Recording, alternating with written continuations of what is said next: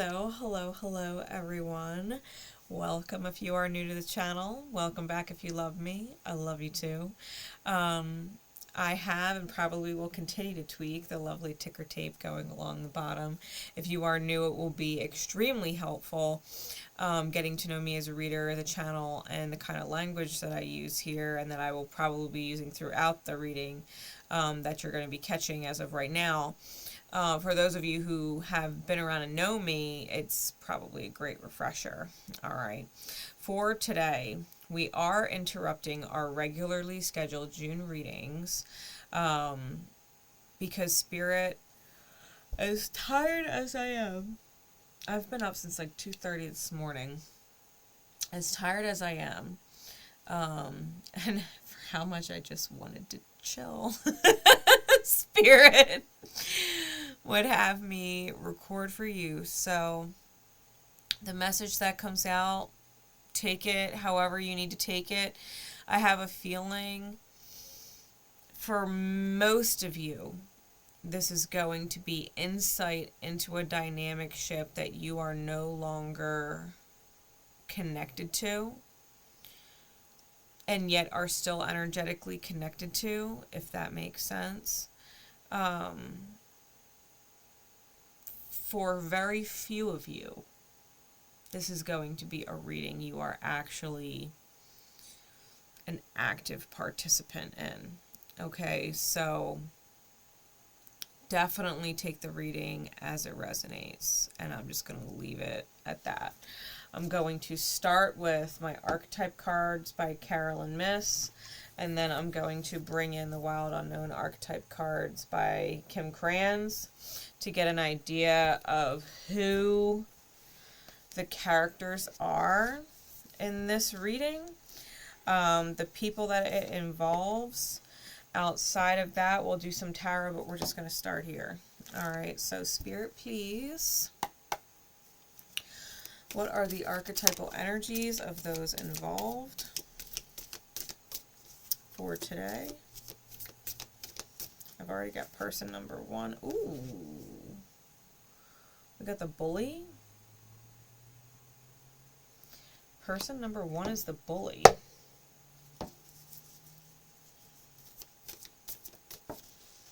Person number two is the addict. Wow. And they both flew out in the reverse. So we're talking shadow attributes here. Wow. If you want to consider yourself possibly the one on the bottom of the deck, we got the warrior. Okay. So,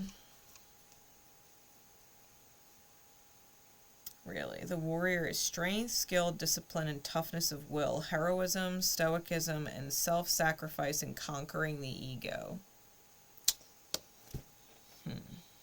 All right. God knows if you're watching my channel, you've all got a little bit of divine rebel in you, right? So, the bully and the addict. Let's just get the other archetype cards out before I start diving into this energy. Wow. All right, give me a clarifying card for the bully, please, Spirit. Give me a clarifying archetypal energy for the bully, please, Spirit. Where's my book? Aha, gotcha. That's a chunk. Am I taking the top one? Yes, I am. So the bully is going to be read with the unseen. Okay. Clarify the addict for me.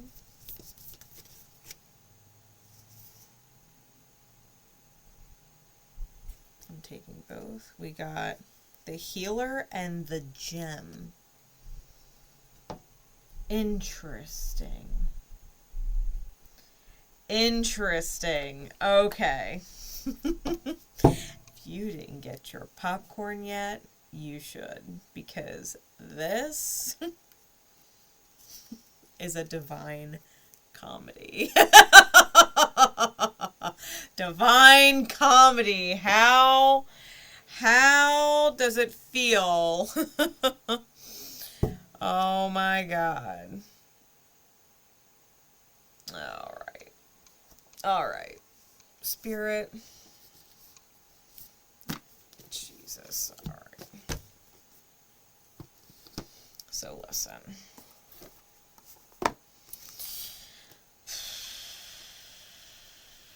The bully.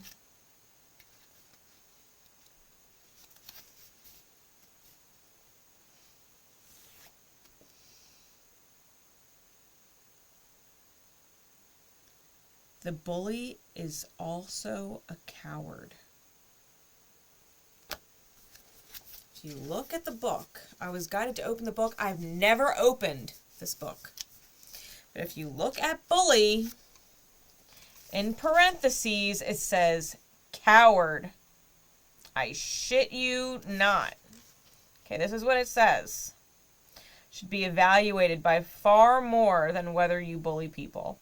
Symbolically, we bully our spirits into backing down from challenges. Beneath the bully lurks the coward, which the bully masks. Shadow bully always gives in to fear by lashing out. Honestly assess whether you have a lifelong pattern of bullying others to cover your own fear. The bully is a coward. This was in the reverse. The shadow attribute conceals deep fears behind verbal and physical abuse. This person, even the light attribute, it says highlights your tendency to intimidate others and helps you confront the inner fears that bully you. Whoever this person is, because there is no charming way to portray a bully, okay?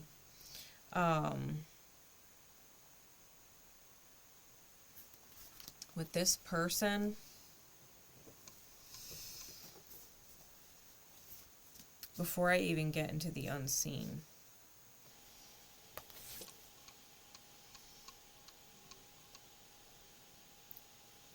conceals deep fears behind verbal or physical abuse, right?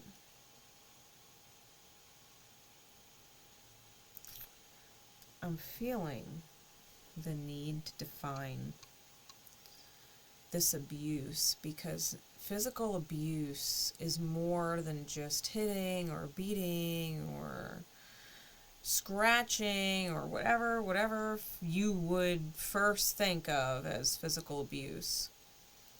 Physical abuse could be giving someone who trusts you with their body an STD, right?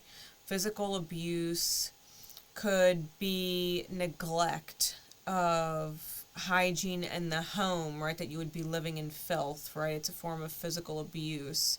It's not good for the body to be breathing in, excess of dust or smoke, or, if you have animals pissing and shitting in the house, ammonia, right? Physical abuse is much broader than people would assume. You can physically abuse the self, right? You could physically abuse the self, especially because we have addict here. And obviously these two people are in each other's mirror.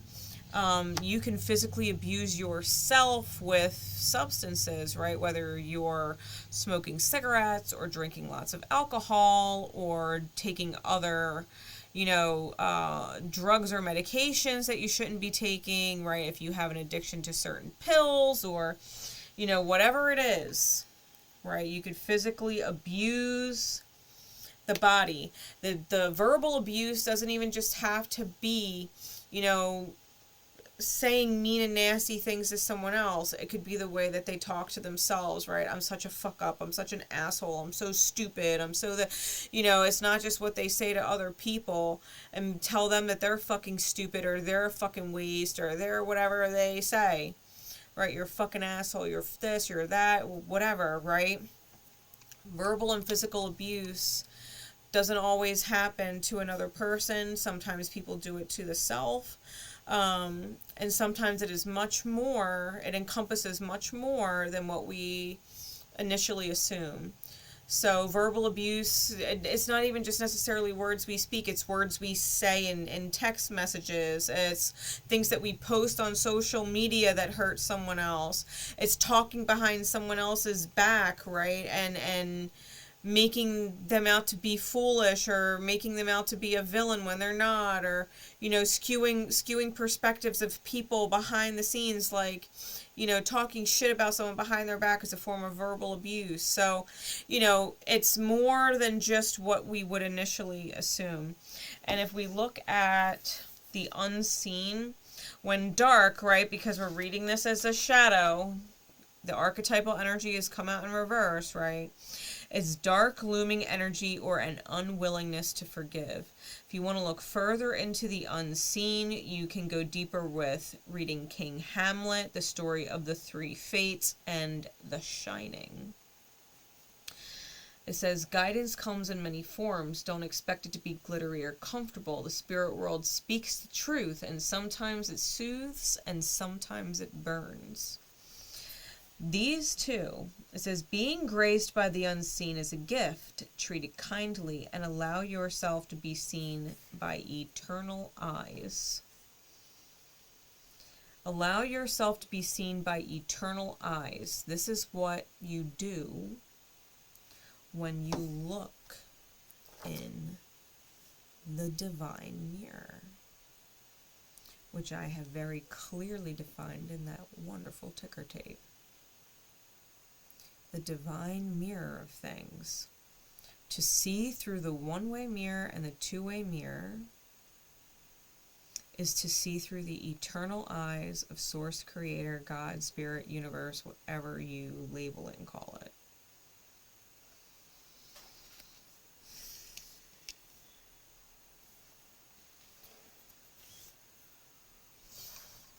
I don't feel as though this specific person foresaw what they're going through right now. The unseen also represents what is essentially synchronicities and messages coming from across the veil, like spirit and your ancestors. Okay? And when this is light, it's clairvoyant, it's guidance, and it's whispers of wisdom. So this bully energy is getting those pings from spirit that they're covering up this knowing that they are not living in their highest light. They're not living in their best version. They know they're making mistakes. They know the intention for why they're doing things is off. Like they're in this relationship for the wrong reason, or got in the relationship for the wrong reason.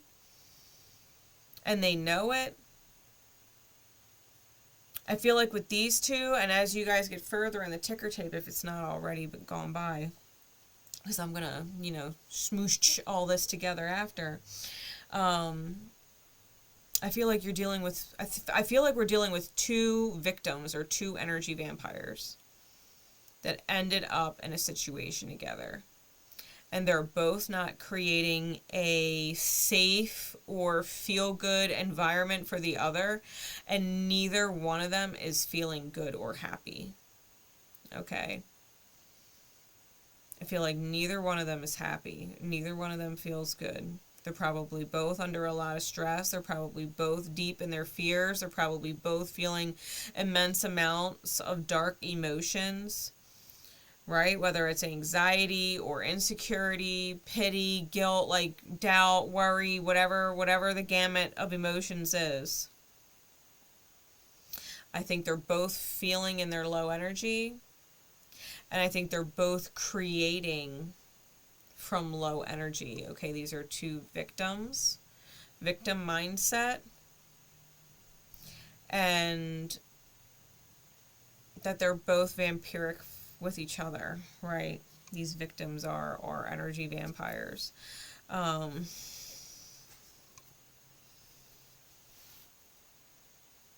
it's probably extremely codependent.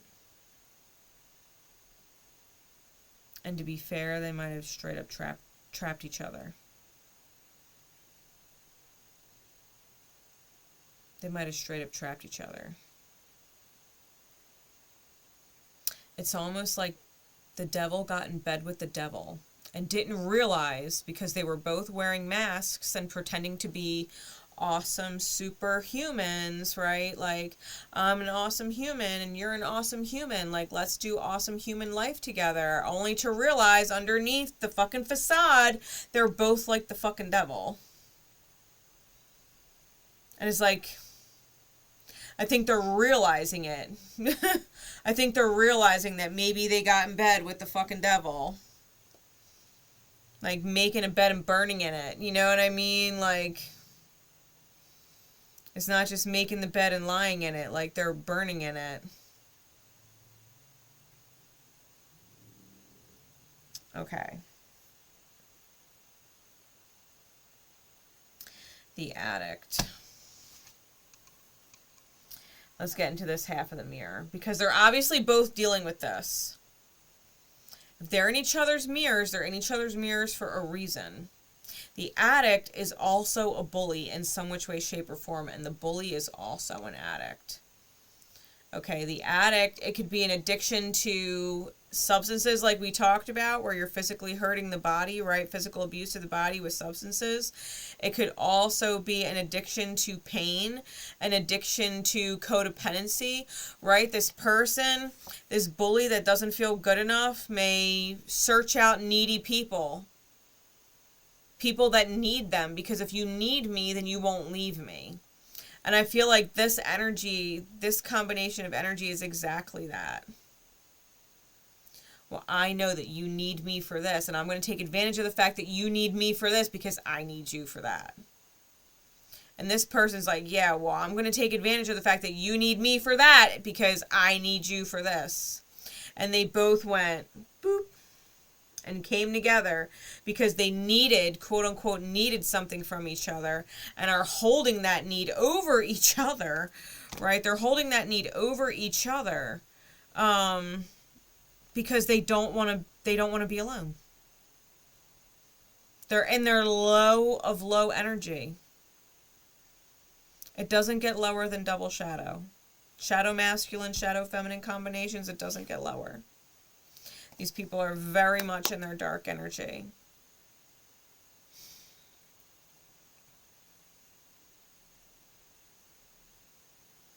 The addict, if we look at the shadow attribute here,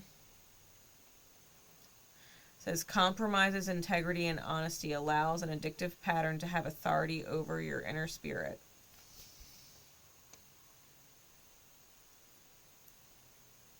This person, especially because it's talking about compromising integrity and honesty, this person might be addicted to lying. They might be a pathological fucking liar. They might never actually tell you what they're really feeling or thinking. No, I love you. Of course I love you. I can't believe they said that. And they don't fucking love you. They're using you for some shit. And that person said that because they said something that egged that person on to say that. They're playing dumb.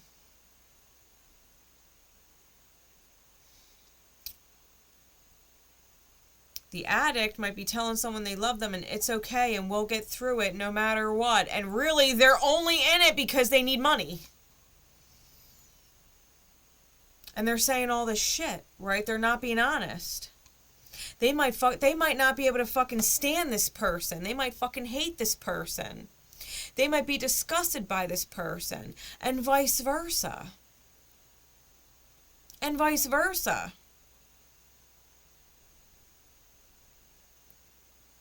But neither one is telling the other the truth.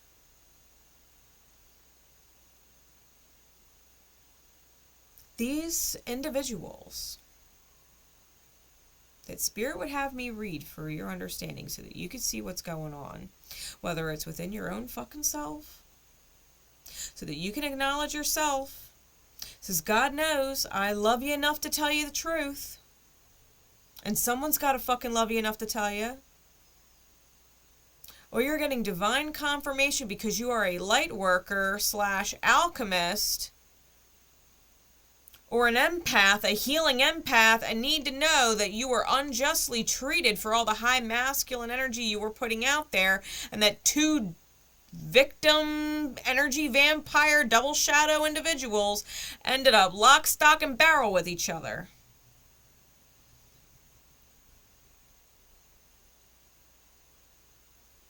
It's like these two people are sitting in the burning bed together, and one chained the other to the bed and vice versa, and they're chained to this bed, and they're looking at each other like, oh, can you handle the heat? Yeah, I can handle the heat. It's fine. And they're fucking burning. Yeah, I can handle the heat. It's fine. Yeah, me too. I can handle it. It's fine. No problem. And they're just burning in it. Burning. They're burning. They are literally, I feel like they are literally...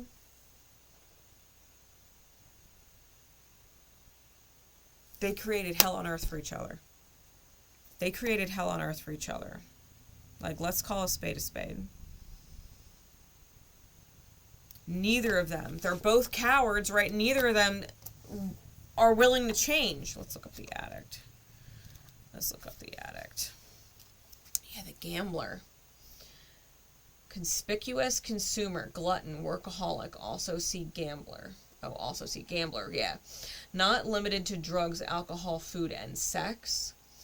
Helps you recognize when any external force has more authority over you than your willpower, than your inner spirit does. Perseverance in breaking its hold empowers your psyche. Shadow addict represents the absence of self-control and internal balance and compromises your integrity and honesty. Look for a lifelong pattern of trying to overcome the tendency to need a substance or person so intensely that you compromise relationships, finances, integrity, character, emotional, and psychological well-being. That's the addict.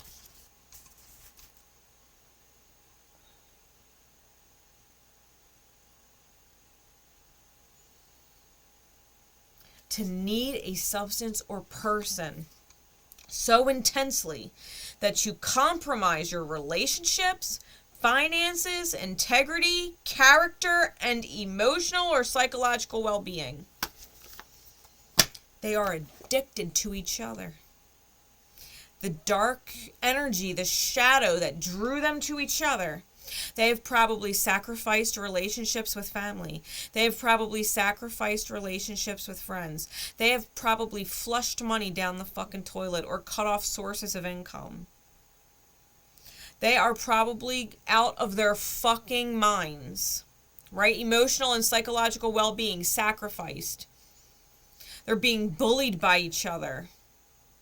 Verbal and physical abuse, right? This is psychological and emotional health being compromised. They're addicted to whatever cycle of trying to control they're in, and they are completely out of control. They're completely out of control.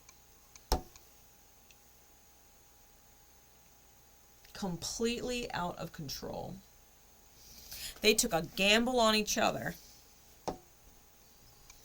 They took a gamble on each other. I said, fuck it, let's go for it. Because they both needed something from the other, so they said, come on, let's go for it, let's do it. You got something I need. And I will take a gamble. I will do whatever I gotta do to get it. Oh, you got a ton of money, you're willing to work so that I don't have to? Right? An example, so I don't have to? Awesome, I'll take that gamble. Okay, and I got this that you want, and I can hold that over your head because you're afraid. Like, or maybe let's use an example. We'll talk about kids. You got money, so I'm going to be with you no matter what, because if you're making all the money, I don't have to work.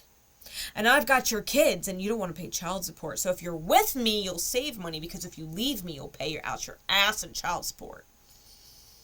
So I got what you want, and you got what I want. They took a gamble on each other. Let's see if we can make it work.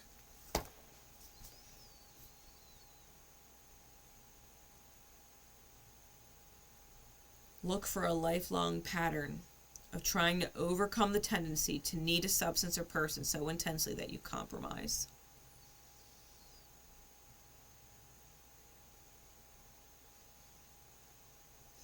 This is not limited to drugs, alcohol, food, or sex. The addict refuses to change. They refuse to right their wrongs. They refuse to do better for themselves and the lives of the people that they depend on.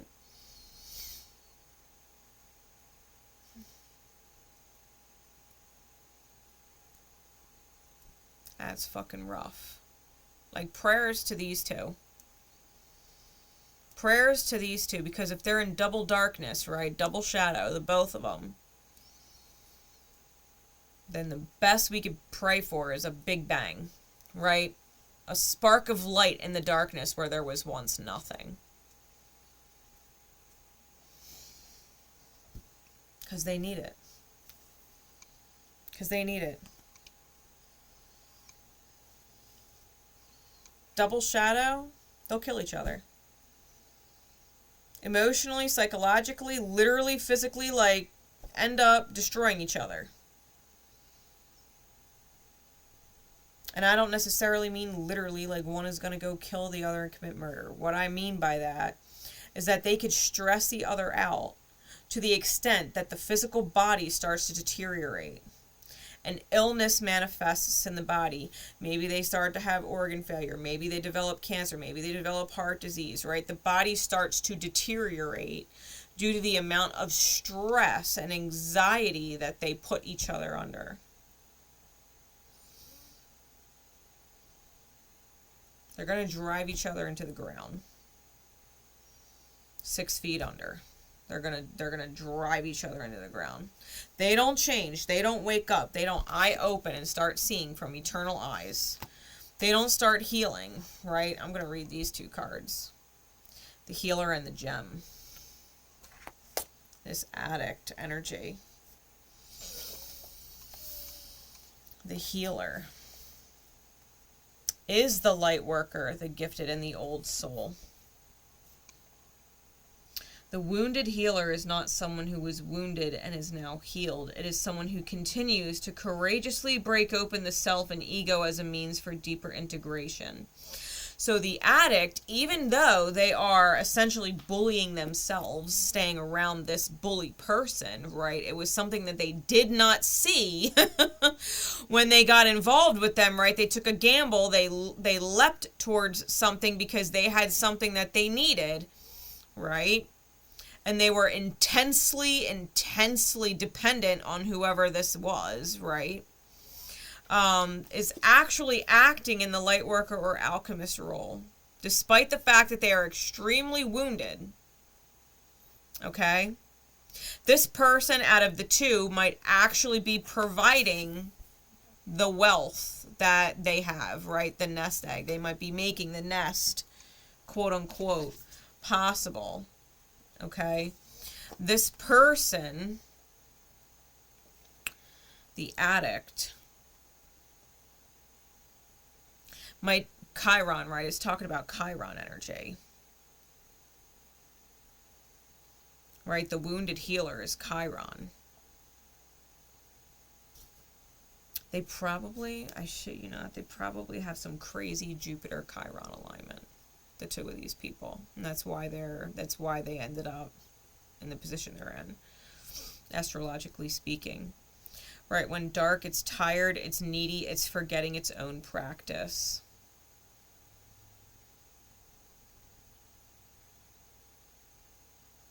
It says, though some claim the work of the healer as their gift and name it as their dharma, the force of this archetype is within everyone. It is our natural inclination to remember, to return to, and to reclaim that central and eternal life force from which we so easily drift away. In Sanskrit, the word avidya means forgetting, and it is said that this is the source of all suffering and dis-ease. The healer's mission then becomes to move through the comfort of forgetting, through the veils of ignorance and denial to reveal the radiance that already exists.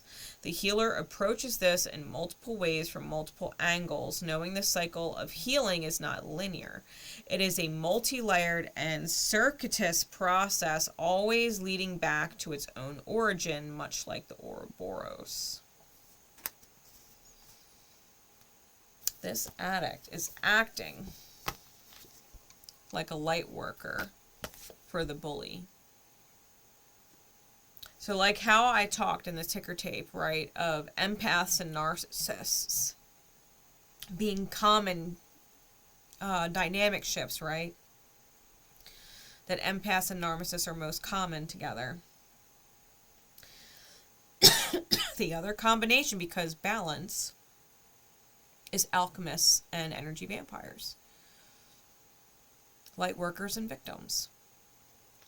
The addict, even though they're in low energy, even though they're wildly unhealed,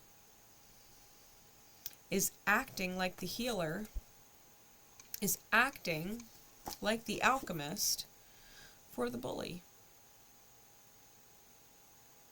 They're trying to create a safe environment, a feel-good environment for the bully. The problem is, the bully, being in double shadow, will never reciprocate the feel-good experience and will never actually feel good with whatever the alchemist creates. It's essentially trying to give light to a black hole, which I believe was part of one of the messages that came through for June, one of the zodiac signs, and it's in the title description. Okay.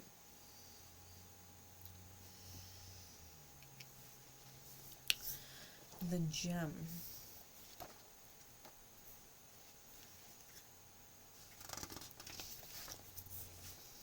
The diamond, the inner treasure.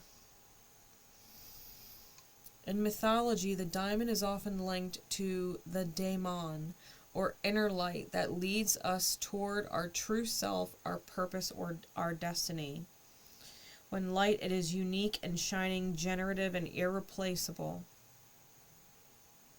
When dark, it is envious, greedy, and grasping. There are infinite names for the gem. It is also known as the jewel, the star, the talent, the gift, and the gold. One thing for certain is that it is found deep within, a substance that is very much unlike it. For example, a diamond in the rough. The gem always stands in contrast to its surroundings. You can't find it when you are amongst comfort and pleasantries. Precious stones develop slowly and deeply in the earth, amid pressure and darkness. Discovering the gem requires a descent beneath the surface, where there is no definitive map, yet the longing to touch the true gem within us is so strong that we cannot help but seek out its radiance. Your gem, like your destiny, is unlike any other in the entire world. Keep digging. These two.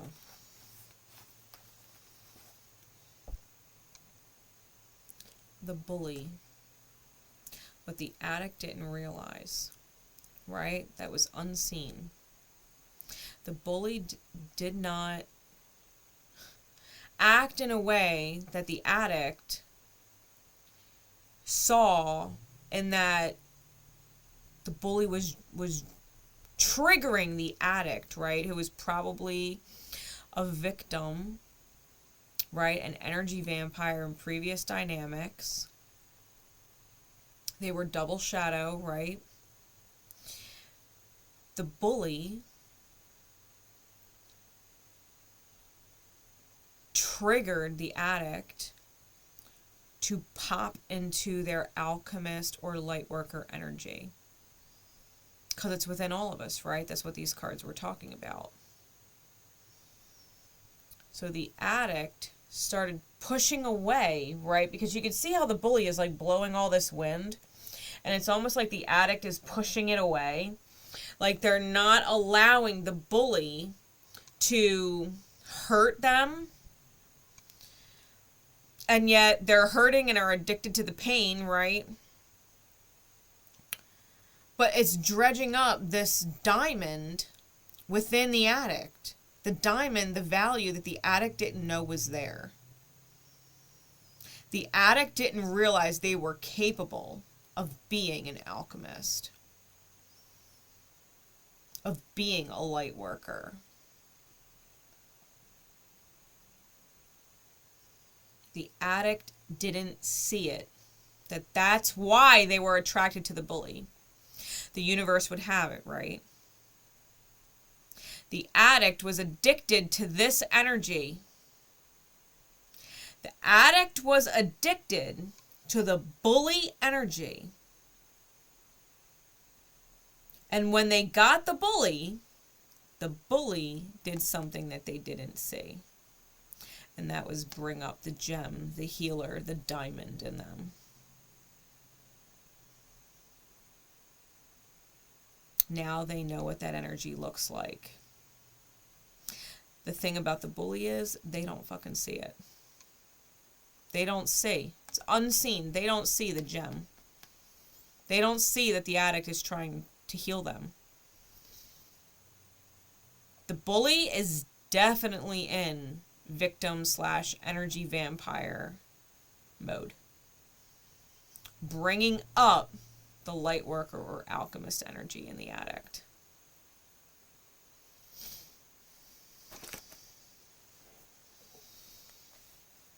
The bully is like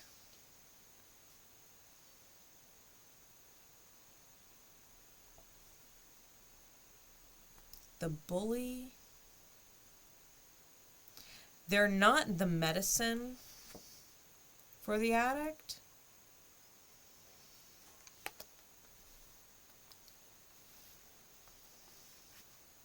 But they are bringing up,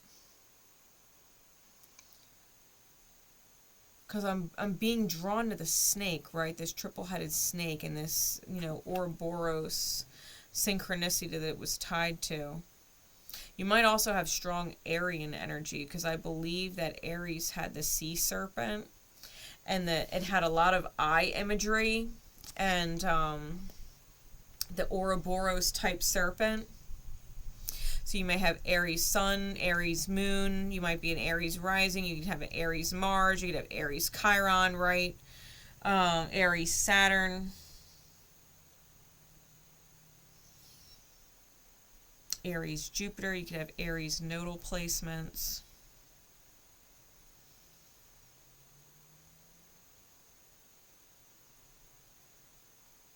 Yeah, I feel like... What was the other sign? What was the other sign? I'm going to look it up real quick. Hold on.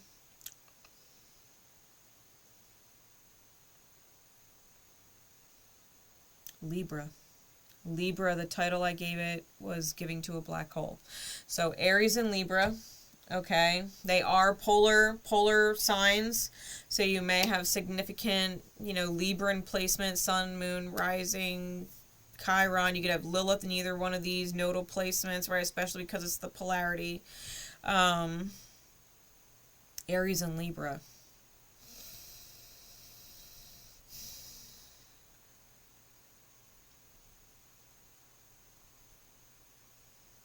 That's rough, because Aries is extremely competitive and wants to win. They are the sorest losers of the zodiac. They hate to lose.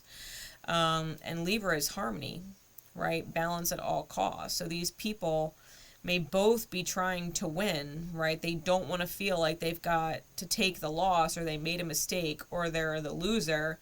And so they're trying to create balance at all costs.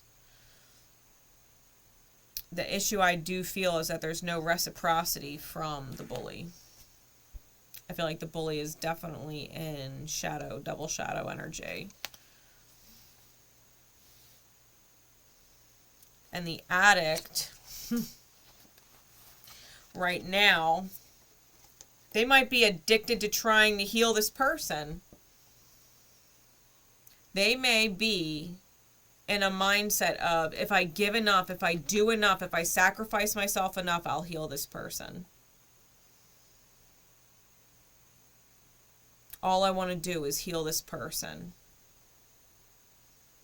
Well, they can't do that, right? Anybody who has been on this healing journey knows you can't heal anybody but yourself.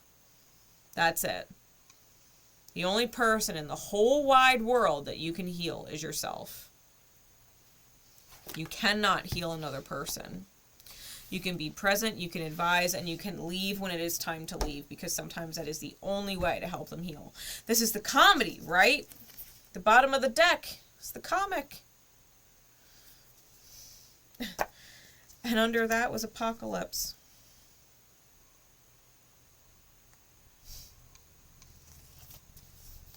The Destroyer under that, and Eros under that. I shit you not. These people,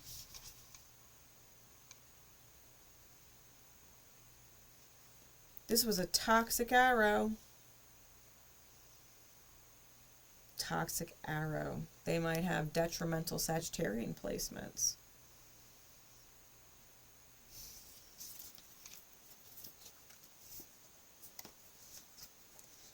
Yeah, they're crossing the threshold into the eternal child.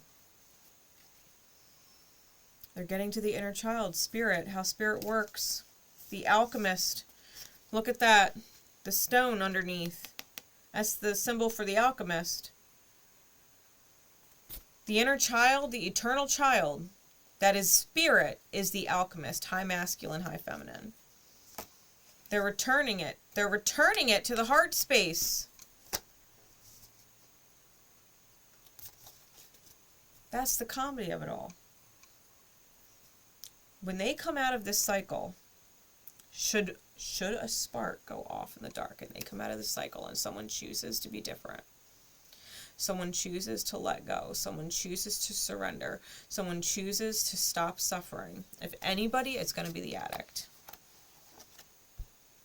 The addict will realize their worth, because the bully is still in double shadow. They're in double shadow. But the addict, if the addict decides that they are no longer going to be willing to remain addicted to this self-sacrifice, this pouring of their light into a black hole, hoping that the black hole gives the light back someday. Like, I'm just going to keep giving my light to the black hole, and maybe the black hole will shine for me.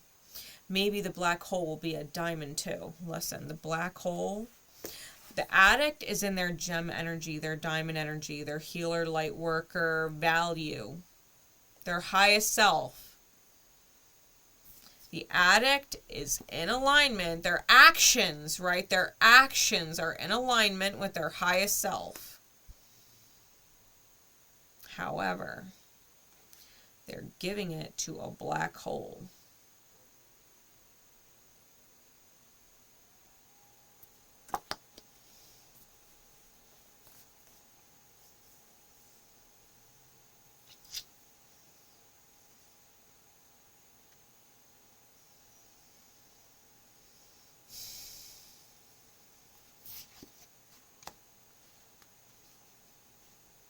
They're giving it to a black hole.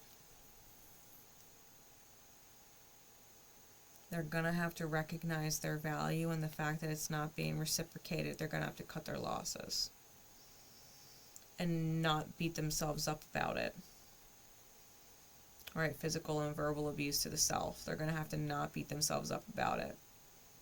They're going to have to refrain from verbally abusing the self and potentially physically hurting the self, whether that is physically acting out against the body or using substances or diving deep into sexual acts that can attract whatever kind of disease is out there, okay? Like, the addict is going to have to seriously let go of the addiction, period. See their value, learn the lesson, especially because the gem is irreplaceable, right? This person was always meant to lose the gem. That's the thing. They were always meant to lose the gem. because they themselves are going to have to go into another dynamic where this energy becomes this energy.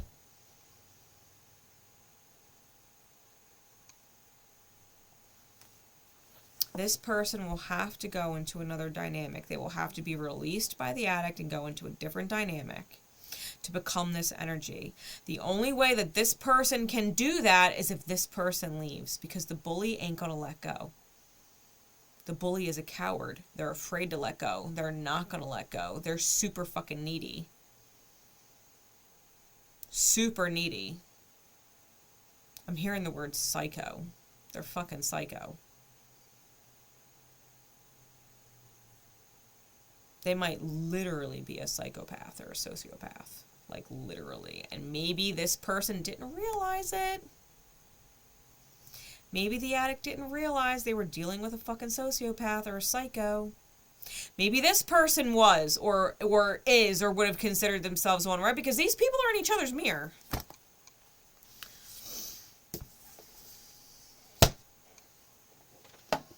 You got two people that thought that they were in control of the other and realized that they are completely out of control. And one is just pouring into the other, and one is just taking everything from the other. And this person is taking a gamble. This person ain't gonna fucking leave me. This person is betting that this person will never leave because whatever they got is that valuable. And they think that they're holding it and it can't be taken.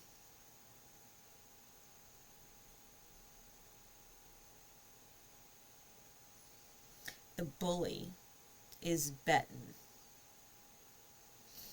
that the diamond ain't going nowhere. The bully is calling the addict a coward. Think about that mirror. The addict ain't going nowhere. They're a fucking coward. The bully is the coward the bully is bullying the addict because they're afraid of change. Because they don't want to better their self.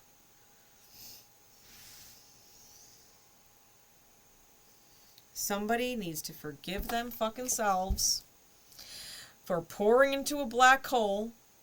Take the lesson for what it is. You know your value now. Go connect with another light worker. Go connect with another alchemist. Go connect with someone else who pours.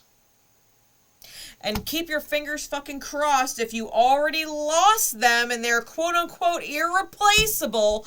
Pray to fucking God it ain't too late.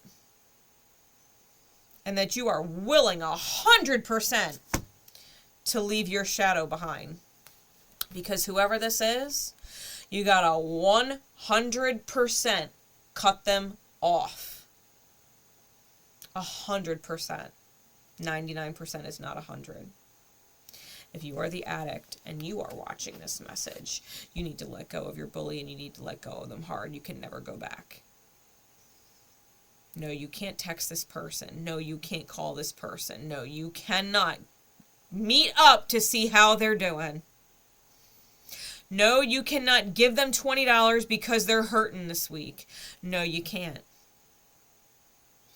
If you are the addict and you want to escape, truly escape the black hole, then you have to cut it off completely and go in the opposite direction. Otherwise, they're going to suck you back in every time. They're going to suck you back in every time. You better know who the fuck you are now as a worker of light. What your best self, what your best version in action looks like, and give it to another light. Because if you end up going back to your black hole, need I say more? You gotta wake up all the way.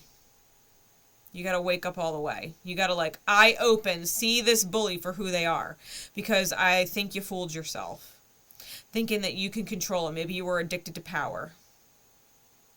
Maybe you were addicted to control. And the black hole just ripped all your control apart. Just ripped it all apart.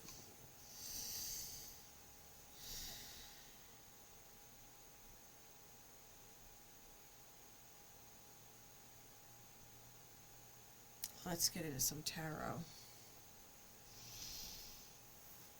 Or you know what? Let's do energy oracle cards first.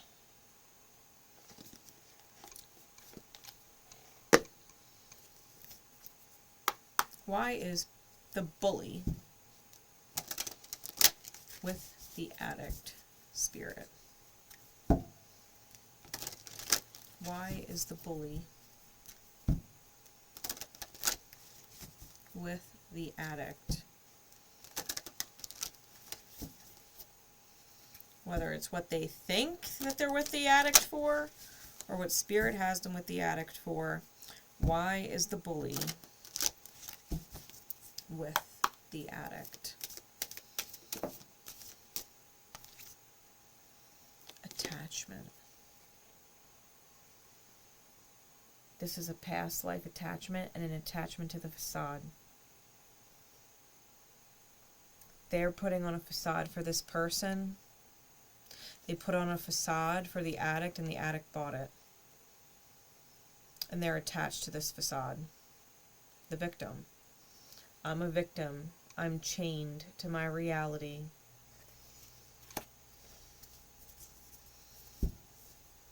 They're attached. What is it? Financial constraints. They got nothing. They got no fucking money.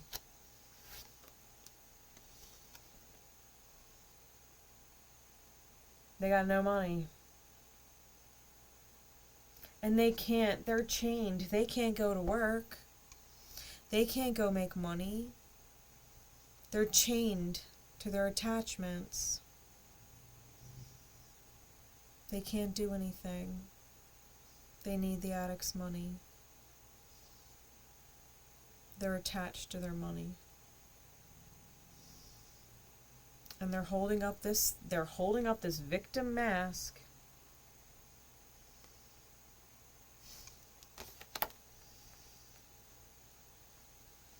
Or this I love you mask. They're holding up this mask. They're wearing a mask. They're holding up the mask. Like, I think the addict can clearly fucking see it, to be fair. The bully is with the addict for money. Like, call a spade a spade. The bully is with the addict for money. They don't want to work. They don't want to be responsible. They don't want to grow up. They want to be taken care of. They want to be taken care of. Provide for me. Run your bank account dry for me. Because I don't have any money. Why is the addict with the bully?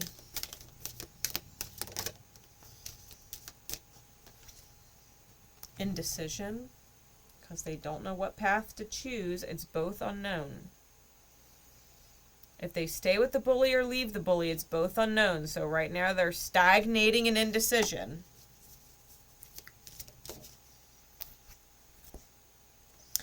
They are the man holding a coin. They don't know whether or not they should leave this person, because this person will have nothing. It's guilt. The addict might most definitely be a male, or someone who presents as male, identifies as male, or is the breadwinner, provider of the dynamic ship.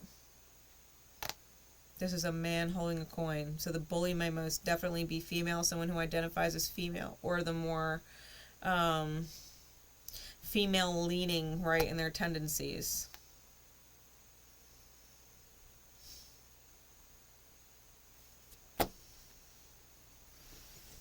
This person doesn't know what to do. Because they know that the bully is locked in with them with money, that they have no fucking money and probably can't survive without them. They're buying into the mask. The reality is, if this person left If the addict actually left the bully would figure it out. The bully would figure it out. They'd call up someone. Can you believe this happened to me? Can you believe they left me? I have nothing. I need help. And they'll play that victim fucking card. I'm chained. I don't know what to do. I have no money. And they'll just play it for someone else. They'll play it for someone else. They'll play it for their friend. They'll play it for their family. They'll play it for an ex and run back to an ex. Can you believe this happened to me? I'm so sorry. I made such a big mistake. This person just left me.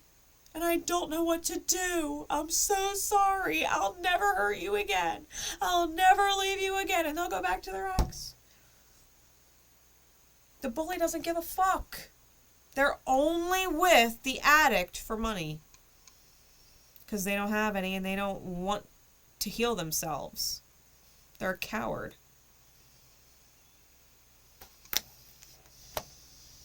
They don't want to do what it takes. They don't want to do what is required. I promise you, if the addict leaves and says, fuck it, and they may or may not be able to take with them whatever the bully is holding over their head, right? They may or may not be able to do that. They may or may not want to be fair. They may or may not give a fuck anymore. But I promise you, if the man holding a coin leaves, they make that choice, the bully will just move on to someone else. The bully don't actually care. Shadow feminine, shadow masculine does not love. They don't love. They don't feel that emotion. They are only with the addict for money. They're not with the addict because of love. And to be fair, the addict may have felt really bad for the bully at one point and bought into that whole facade they were putting on and didn't realize that it was because they were a fucking coward and just didn't want to grow up. Didn't want to be responsible. Maybe the man holding a coin was like, oh, I can help this person. I can get them ahead. I can give them a start, right? I can provide a foundation for them to figure out what they want to do with their life. And the other person's like, no. I just wanted you to take care of me and fill up my money hole. I didn't care what I had to do that. But I ain't going to work. I'm not going to making money. I'm taking your money. That's what you're for. Look for the signs and synchronicities. We got 6th chakra, Archangel Metatron on the bottom. Like, open your third eye. Open your third eye to what is unseen. Because chances are these people were in reverse roles at some point in their life with other people. And now they're learning what it must have been like to be the other person. The bully was probably addicted to helping someone heal in a past dynamic, and now they're the fucking energy vampire. They were an alchemist for a vampire, and now they're the vampire for an alchemist. They're learning what it must be like to have been in the other person's shoes, where that person must have been in their energy, how dark their energy must have been, that they could not receive the love that they were giving, and vice versa. Wow, I must have been in an extremely dark fucking place at one point in my life that I lost a fucking gem. And now I know what it's like to be the gem and give to a black hole, someone who's just bullying the shit out of them. Verbal and or physical abuse.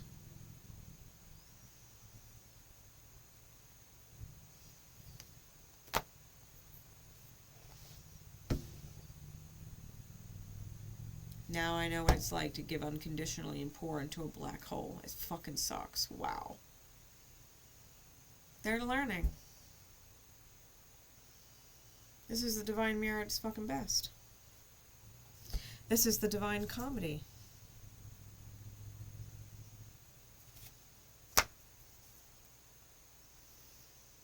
Universe, spirit, source was like, oh, you thought you were in control? You thought you could get away with your shadow energy. You thought you weren't learning anything? That's funny.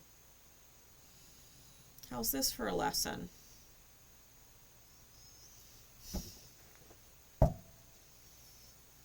How's that for a lesson?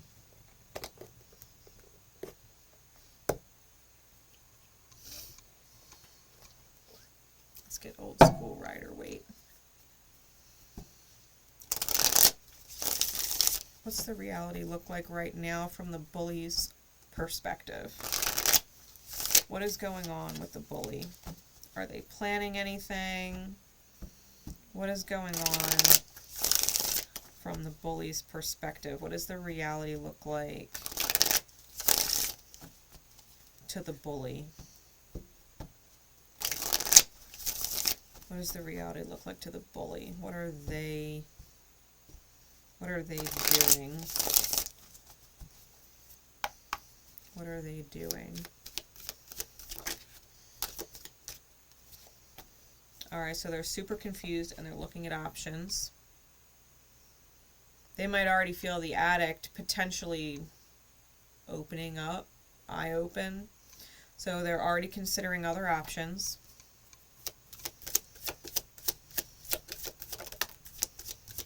And they're choosing something. Find masculine energy. They're making a judgment call. Okay, so we have Aries and Scorpio / Sagittarius here. Clarities, please. Clarify the options with the 7 of Cups. They got the 4 of Cups. So the 7 of Cups clarified by the 4 of Cups. I think they're choosing to let this opportunity with the gem go. Clarify it further. But they're trapped in their head because they'll end up the victim. And or they're trapped in their head because they want to be the victim. They want to play the victim, which means the addict has to leave them. So they might be trying to figure out how to push the addict away. How do I push the addict away so that the addict leaves me so that I can play the victim card?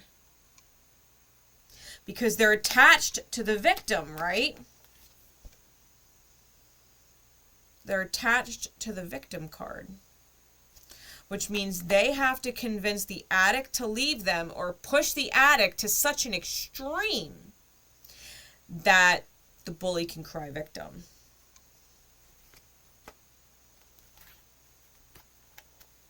This is some fucked up shit. Okay. Shadow masculine, right? This is a broken mind.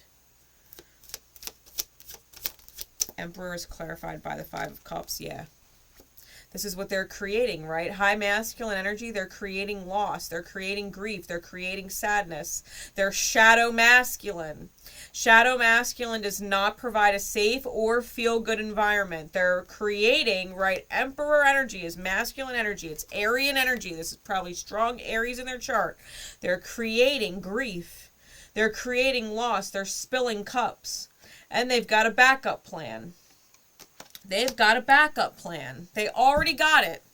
They already got it. What's the judgment call being made? What's the judgment card? What's the judgment card for the bully?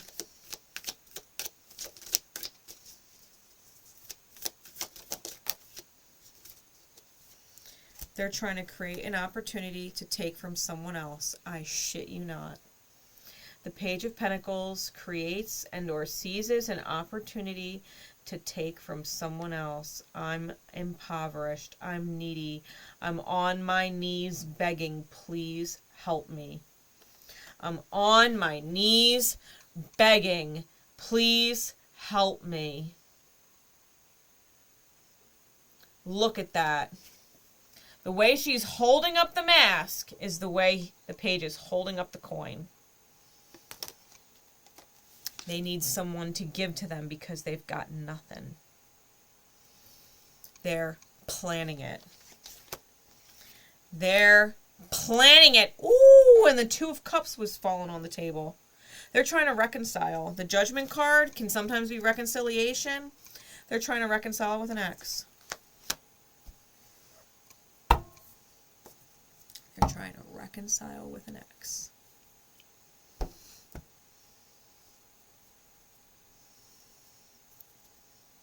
Four of Swords is on the bottom. Ace of Swords is on top. They might have realized that they were better off in some which way, shape, or form with an ex, especially if the addict is waking up to the fact that they don't give a fuck about them. The truth is, they don't care about whoever this is. This person is dead to them. That's the truth. The addict is dead to them. They don't give a shit. They don't give a shit about the addict. They were using the addict from the gate. That's what the addict didn't realize. The addict was being used because they were pouring. Sacrificing, right? Putting in all this financial energy, right? They were making all of these, what was the word they used? Compromise. They were willing to compromise their relationships with people. They were willing to fully compromise their bank account, possibly compromise their credit, compromise their own psychological well-being. They completely bought, the addict completely bought the bully hook, line, sinker. Hook, line, sinker. The bully is a sociopath. Someone who has no feelings, no empathy whatsoever for the addict. None. Got over them super quick and had a backup plan. They have a backup plan. They're working on it right now. I promise you they're working on it right now.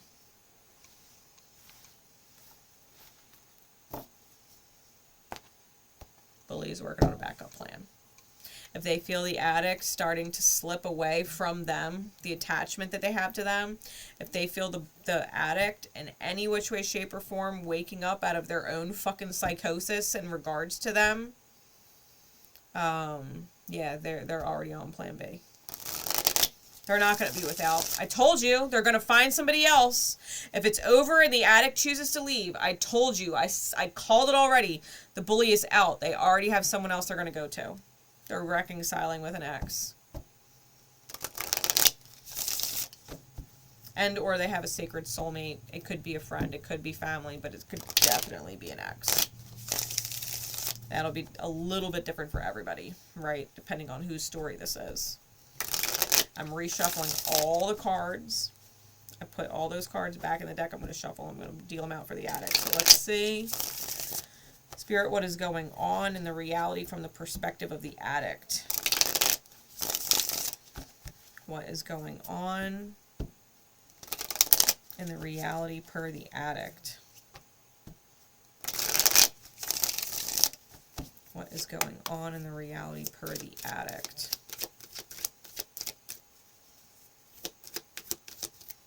What is going on with them? We got the Hermit in reverse. The Hermit goes looking in the dark, right? Goes looking in their dark places. This person is coming out of Hermit energy, which means they're moving, right? The Hermit moves into the Wheel of Fortune, the 9 to the 10, which means they're moving into that change. This is why the bully is planning, right? Because they can sense it. They can sense that the energy of the addict is shifting. What else is going on with the addict? We've got the Four of Wands, the Queen of Wands, clarified by the Eight of Coins, the Five of Swords, and the King of Wands. Bottom of the deck is the Page of Pentacles with the Seven of Swords on top. That's worrisome. Because this means they're willing to lie, cheat, or steal. Now, the addict may be realizing that the bully is a black hole. And they may be realizing that they lost a gem. They may have found their own beautiful gem healer energy, but they may not have put two and two together, that I should probably give my healing gem energy to gems. They might still have this addiction to compromise, right? Compromising integrity and honesty. It allows an addictive pattern to have authority over their inner spirit. Okay?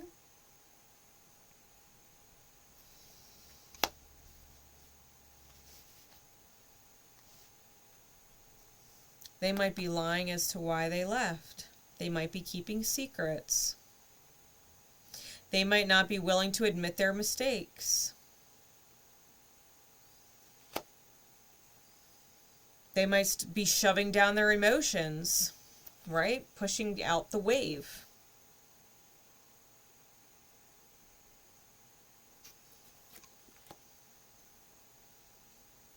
They might be addicted to lying.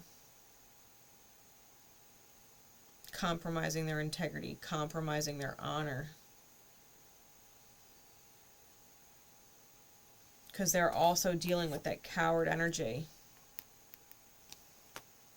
And they don't realize that doing that, they bully themselves. They create their own false or short, realities that fall short or fall through type shit. So they're coming out of the dark, right? They've put in a lot of work there with the bully. And they know it. They have the Four of Wands with the Five of Swords. So they want inner union and or a divine counterpart, twin soul, twin flame, whatever you want to call it. They want their divine counterpart. They want joy and stability. They want a happy, healthy home life. They want reason to celebrate, but there's arguments surrounding it. So either they're afraid of an argument happening when they go after this energy, or this is someone that they had a fight with that they view as this energy. They had an argument or a blowout or an ugly ending because they wanted to win. They wanted to feel like they won and stuck it to the other person. Really, the comedy of it. They might have thought they were in control. They might have been the bully, right? They might have been bullying a gem. They might have been bullying a gem before they got tied up with this fucking bully.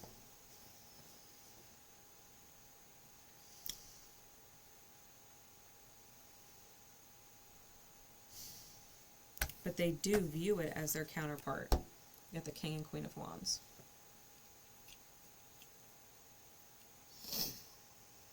They feel guided to this person, like this person's a perfect match. Give me more insight into the King and Queen of Wands. What's the energy here?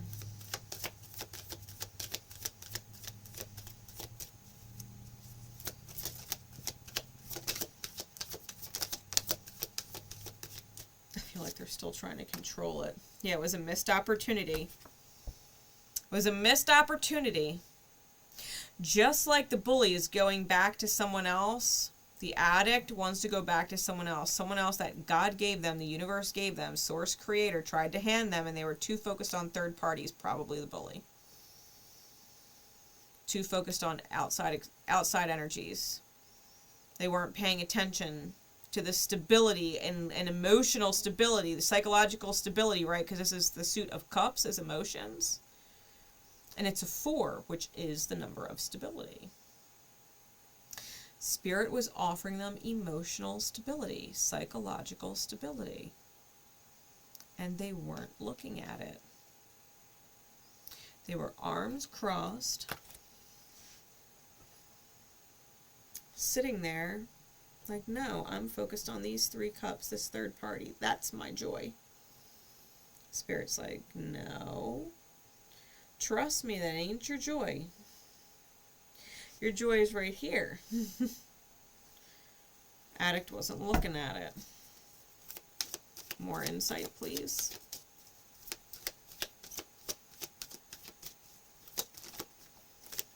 Yeah, the Lovers. The Lovers. This was a divine connection. This was not karmic. This was divine. This opportunity that was missed, they missed a divine connection. They missed their irreplaceable gem. They missed their irreplaceable gem.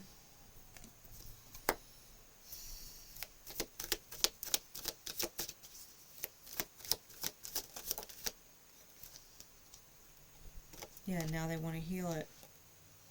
Now they want to heal it, and they want to overflow love. The Star with the Ace of Cups. I'm going to give you some advice.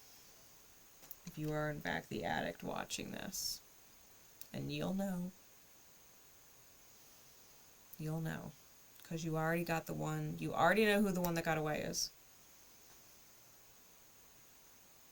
Do not go in lying. Do not think you can reopen the door with a gem. With lies. You find your integrity. You find your honor. Don't you dare be a coward. Don't you bully yourself or bully your gem with lies. Verbal abuse. Lies might as well be verbal abuse. Making someone question, making someone have to discern, making someone have to compromise their own intuitive integrity. That's bullshit. Go honest. 99% is not 100. I promise you, if you don't do it, it's going to result in 5 of Cups. That's loss. That's grief. That's regret. You got to go in brand new. Brand new. Page of Wands. Brand new. This is Phoenix rising energy. You've got to come back stronger than you ever have before. If you're trying to go back to a gem, you got to come at 100, because 99% ain't 100. And if you got one shot and one shot only, then you better go 100, because if you go 99% and you lose it, you lost it. You might only have one chance to reconcile with a gem. One shot. One message. One call. One chance. I'm hearing that song by Eminem. The moment you own it, you better never let it go. You only get one shot. Do not miss your chance to blow, because opportunity comes once in a lifetime. You better. Lose yourself in the moment. Lose yourself, who you think you are, as the addict. Lose yourself, who you think you are, as the bully. Lose your shadow. Lose your shadow. Whatever demons you've got, whatever shadows you've got, whatever fears you've got, you better lose them. You better lose them. Because you only got one shot. You only got one shot.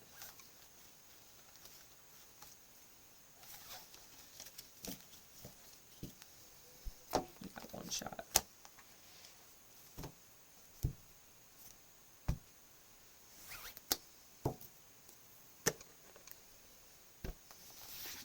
I'm going to pull a guidance card. I know this is a long video and I don't care. If you stuck around this far, my love and support go out to you in the highest. No matter who you are, whether you're the bully, the addict, or the warrior.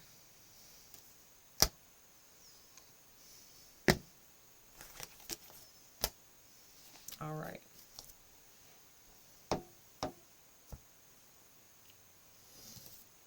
What's up, Rumi? It's my Rumi Oracle by Lana Fairchild. All right, Spirit.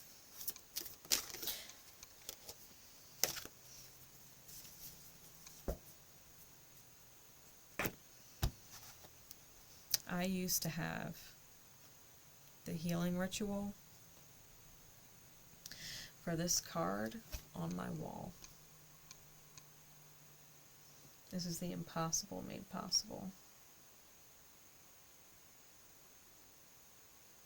it also came out with the blessing of Zahara. Or Zara. The blessing of Zara. I don't know why I said Zahara. The blessing of Zara. 939 may be a synchronicity for you, to remind you of this guidance. Okay, 939. You may also be a life path 9. You may have a significant number with 9. It might be the month you were born. It could be anything. Okay, and 3. Okay, 3 and 9 breaks down to a 12, which is also a 3. So 939, you may see it on the clock, you may see it as an address driving by, you may catch it on a license plate, and it's to remind you of this guidance. So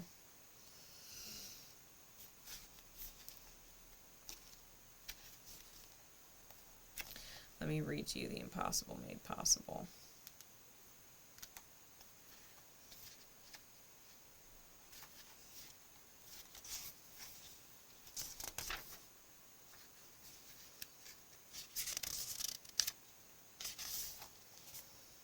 Impossible made possible. It says, love brings the sea into boiling and turns the mountain into a pebble. Love creates infinite openings in the dark sky and shudders the earth with its magnitude.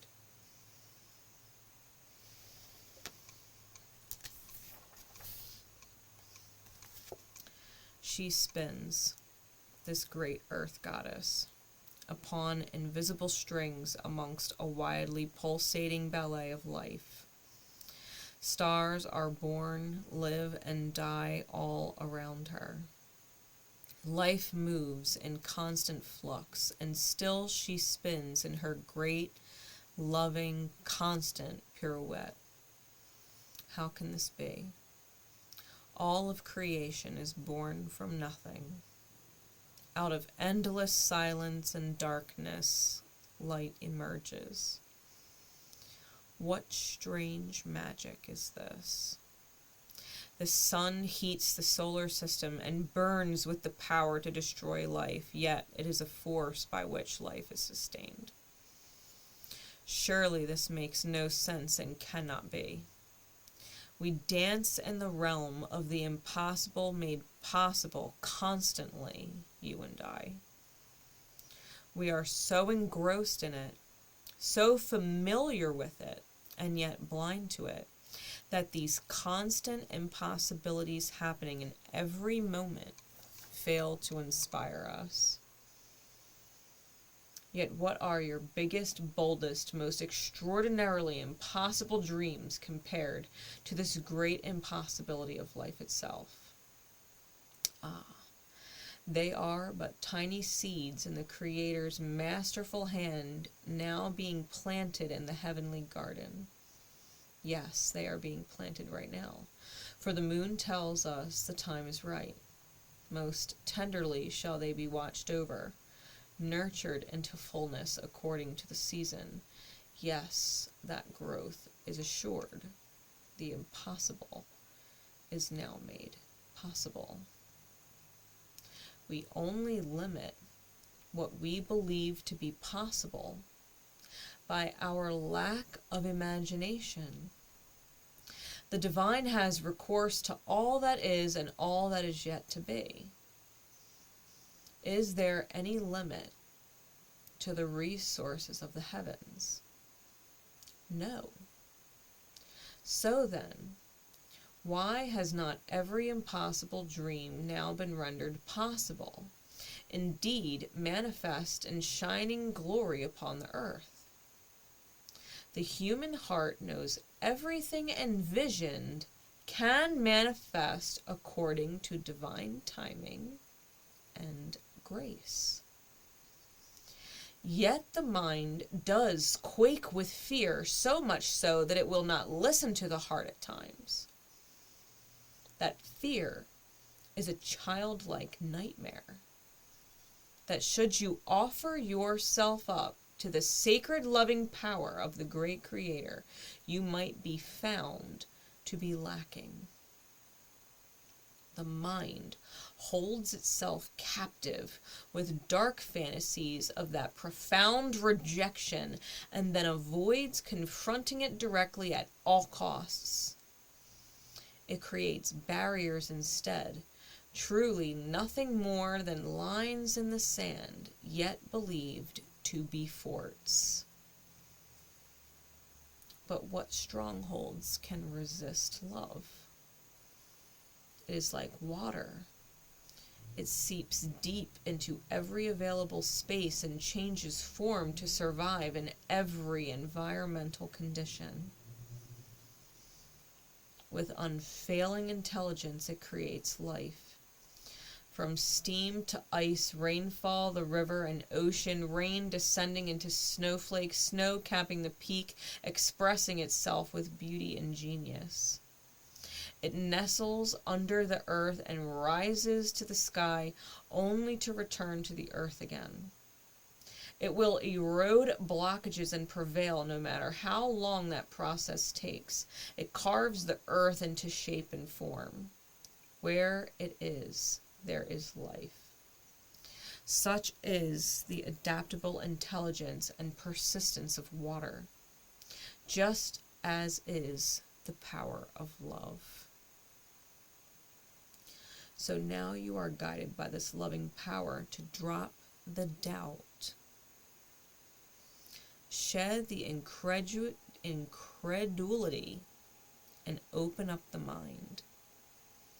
Allow your imagination to be inspired as though you are a child in a great garden, hearing the breath of the earth in the wind-whipped leaves and the voices of the ancestors in birds' song. The universe wants something to happen for you, something beautiful, something utterly improbable, and something perfect for your path, your own unique divine destiny.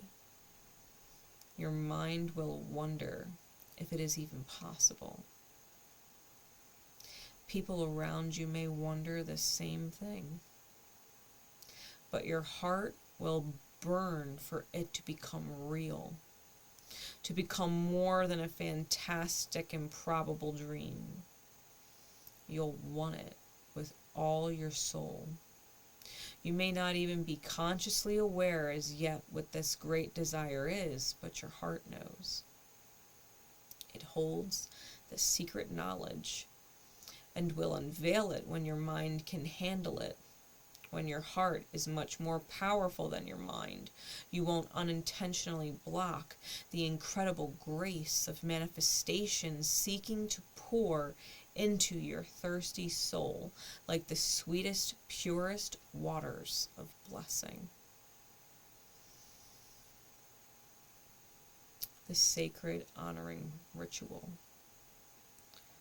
Place your hands very lightly at your throat chakra and say aloud, or repeat after me in your mind if you can.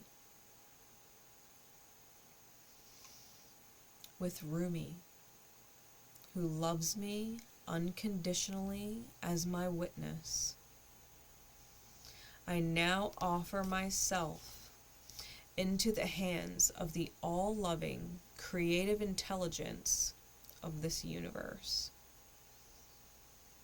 I release all vows, intentions, or beliefs ever made, consciously or unconsciously, in this or any lifetime, that are based in fear and doubt, holding back from creative fruition of my soul upon the earth.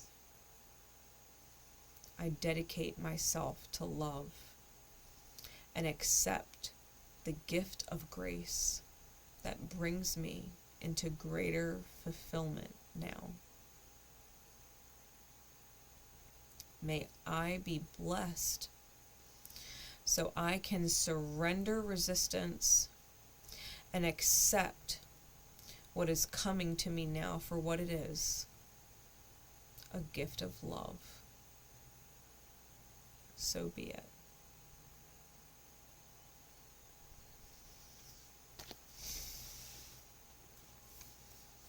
if you are the addict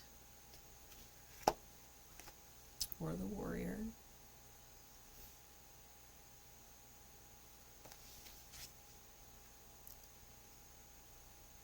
Or the bully. Spirit, pick this card for you. It's not impossible to drop the shadow. Matter of fact, we're all here because the spark was created from nothing somewhere along the line.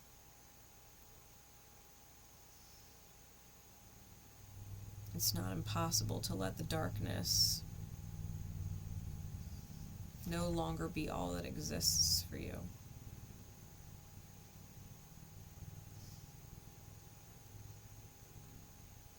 You can go all in, 100%. Trust me, when you come in alignment, nothing's impossible. Nothing's impossible.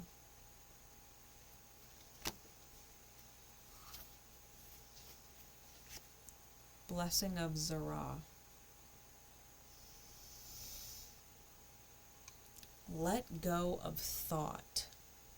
Don't take it into your heart. You are naked and thought is like ice. You use thought to seek release from suffering and pain, while thought is the cause of your suffering and pain. The realm of creation is outside the scope of thought. O foolish one, see the opus and behold the beauty. Look at the direction from which the images flow. See the brook that causes the wheel to turn. Rumi.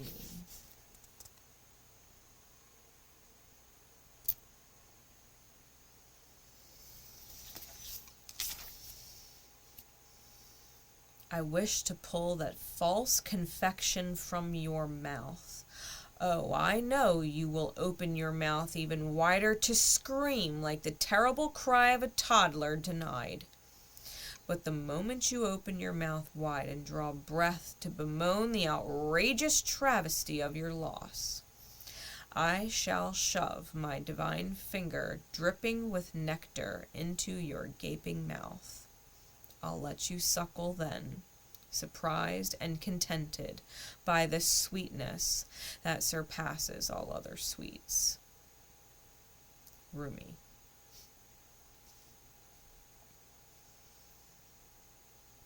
When we are hungry, we reach for what food is available.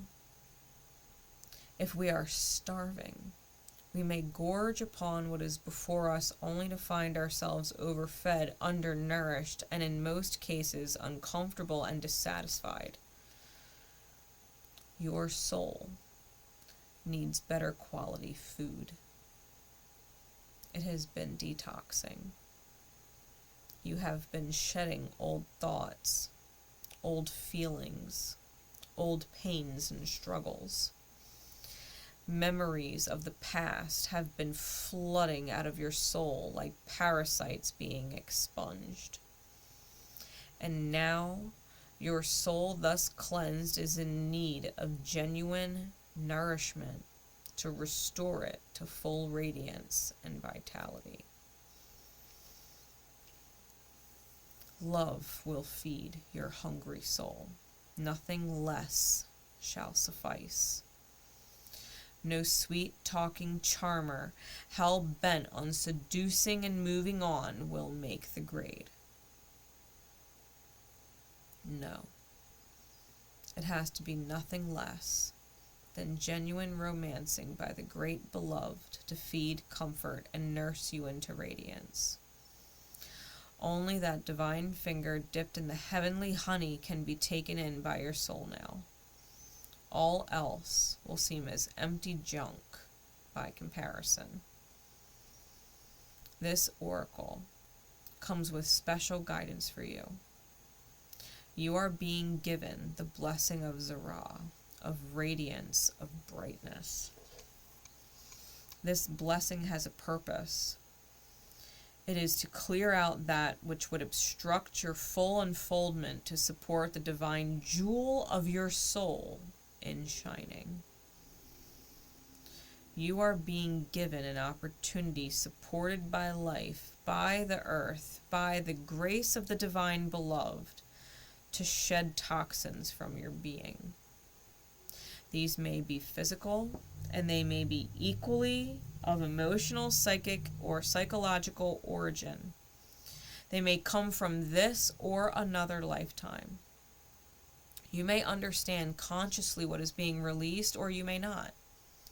If you are sensitive, you may feel symptoms of detoxification at a physical level, even if what you are releasing is emotional or psychological in nature. All right, it's talking about detoxing. All right, this is very important if you're the addict. It's talking about jewels, right? The jewel, these are synchronicities for you, okay? Says you are encouraged to complete the sacred honoring ritual, to stay adequately hydrated, and to be moderate rather than excessive in your approach. Give your body and mind time to rest and replenish so that blessing can be fully received.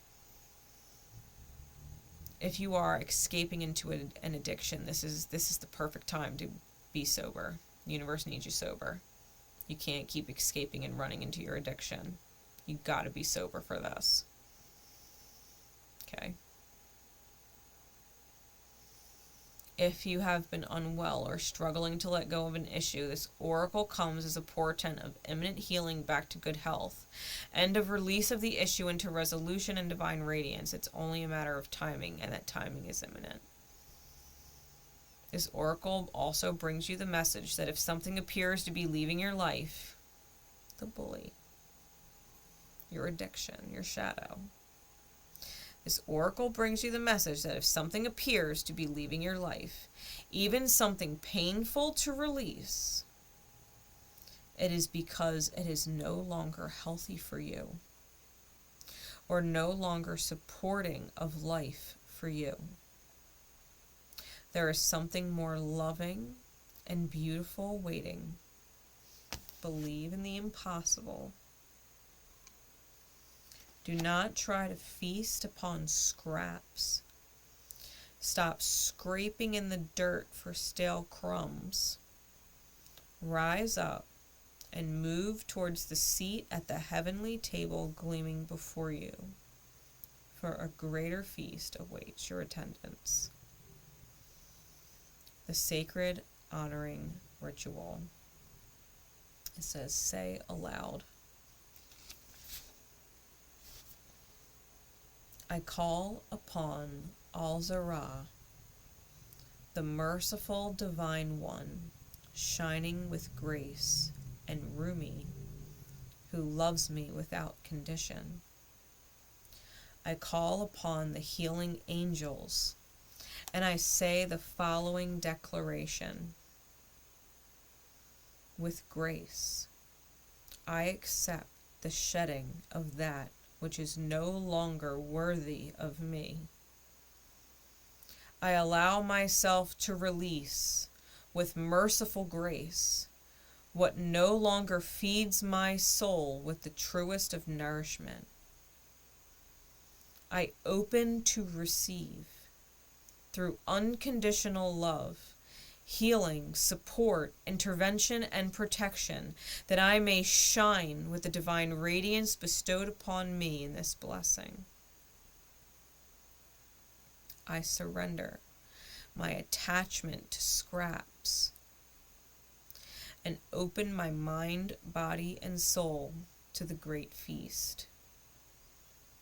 In profound gratitude, I bow to the compassion that leads me to the banquet of love now.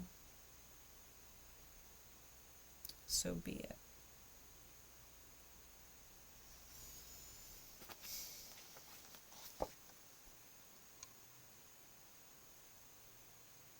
If you believe in the impossible, if you surrender your old shadow self, and you unleash the beautiful magic of your soul that would never steer you wrong, your honor, your integrity, your honesty, your forgiveness, your compassion, your acceptance, your gratitude. If you surrender into your highest self, the divine offers a highest manifestation in return. It always has, and it always will operate that way. Deep breath. Take as many of those as you need.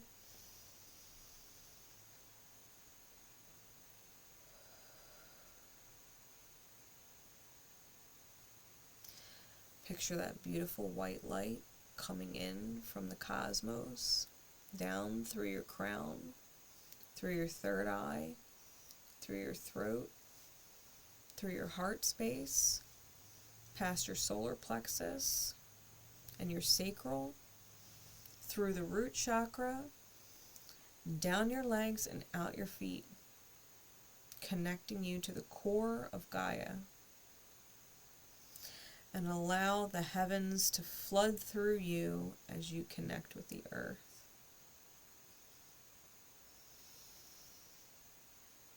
Let that white light fill and filter through your body, bringing all the dark shadow with it, that the divine would allow yourself to clear and give all of your shadow to the earth to transmute, because that's exactly what it does.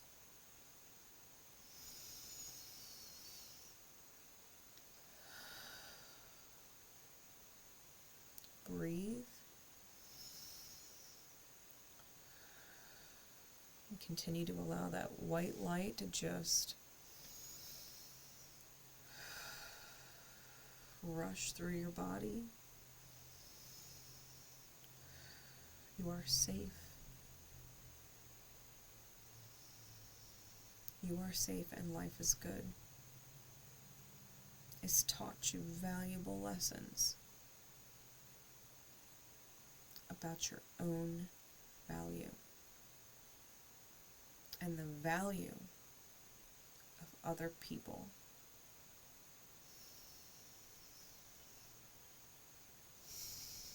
And for that, we are eternally grateful.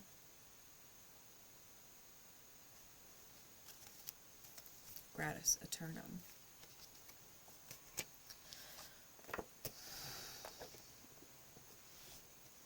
I have faith that if this message has reached you in divine time, that you've taken exactly what did you need to take from it. And I wish you the absolute best in pursuit of your highest good and the revelation and unveiling of your highest good. Life was always meant to feel and be experienced as a blessing.